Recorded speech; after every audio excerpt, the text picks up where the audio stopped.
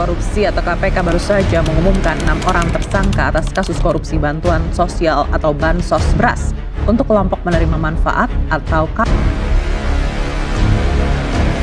Minfo Johnny G. Plate dalam kasus korupsi.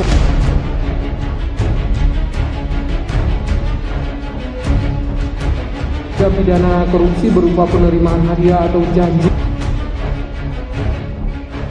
Kasus korupsi KTP elektronik Setia Novanto mundur dari kursi Ketua DPR semakin menguat, status tersangka. Tindak pidana korupsi. Kasus korupsi ekspor minyak. Dan korupsi di tubuh maskapai uang tunai.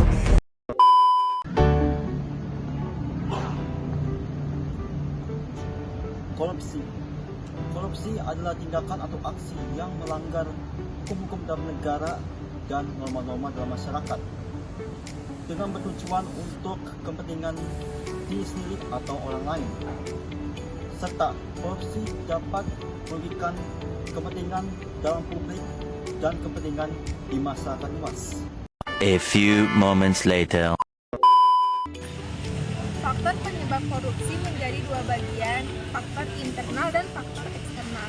Faktor internal itu terjadi dalam diri kita, contohnya sifat yang serakah, gaya hidup yang konsumtif, selalu merasa kurang, dorongan keluarga, sistem politik, sistem pemerintahan, dan sistem pengawasan, dan masih banyak yang lainnya.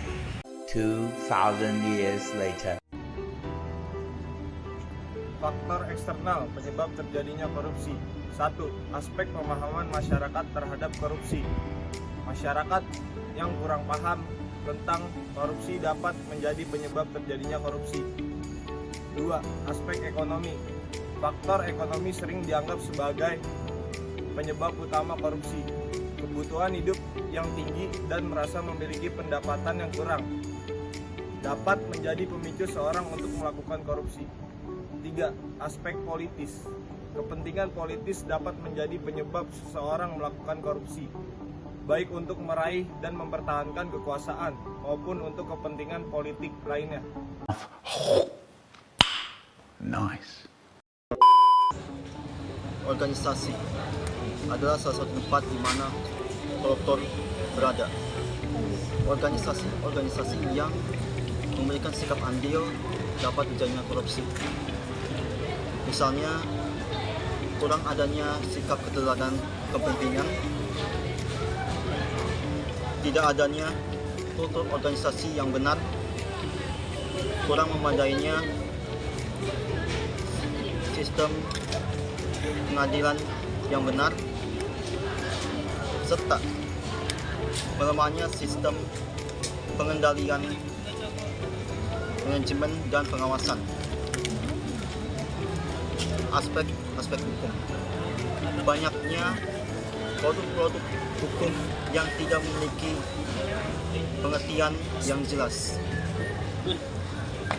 Pasal-pasal di dalamnya bersifat multitafsir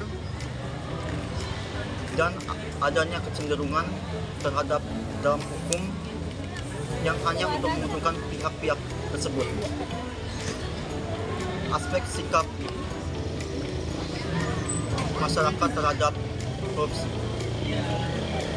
Sampai sekarang masih banyak sekali masyarakat belum mengetahui dan menyadari bahwa korupsi bisa dicegahi dan diberantas. Jika masyarakat mengikuti serta dan aktif dalam pencegahan dan pemberantasan korupsi, maka korupsi tersebut akan dicegah. The next day.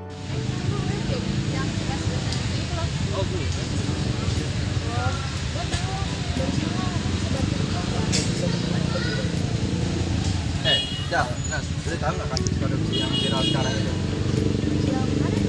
Kasus kades yang habisin sampai 1 miliar itu loh. Oh, kasus kades yang di provinsi Banten, Lontar, Kabupaten Serang ya? Iya itu betul. Oh iya itu dia bisa ngabisin dana korupsi buat pemandu LC, terus bersama staff-staffnya dia bisa ngabisin 5-9 juta per malam. Itu dia dapat dana korupsi dari mana ya?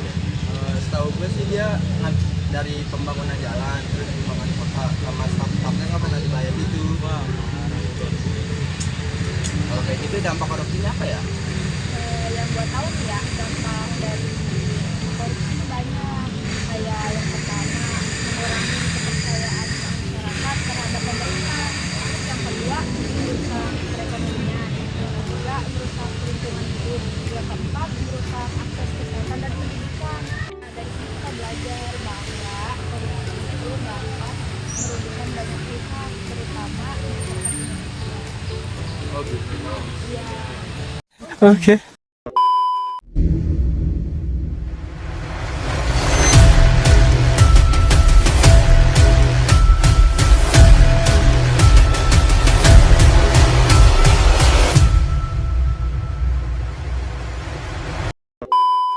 Mantan kepala desa Lontar bernama Aklani ini menghabiskan ratusan juta rupiah dana desa untuk dinikmati di tempat karaoke.